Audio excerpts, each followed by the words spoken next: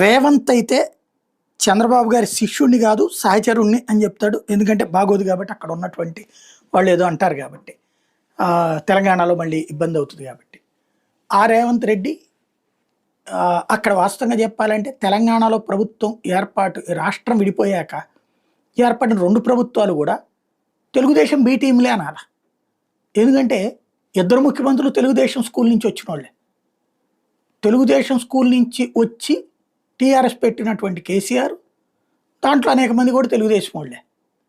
అట్లాగే ఇప్పుడు కాంగ్రెస్ ప్రభుత్వం వచ్చిన ఇందులో ముఖ్యమంత్రి తెలుగుదేశం నుంచి వచ్చినోడు ప్లస్ మిగతా వాళ్ళు కూడా. అది ఇప్పుడు ఒకళ్ళకొకళ్ళు బనకచర్ల ఇష్యూ మీద మాట్లాడుకునేటటువంటి సందర్భంలో చంద్రబాబు గారికి ఇప్పుడు ఒక గిఫ్ట్ ఇచ్చాడు రేవంత్ రెడ్డి. బనకచర్ల వివాదం ద్వారా చంద్రబాబు గారికి ఒక డైవర్షనల్ ఊపిరిచ్చాడు. టాపిక్ని ఇప్పుడు డైవర్ట్ చేయడానికి ఇప్పుడు జరుగుతున్నటువంటిది ఏదైతే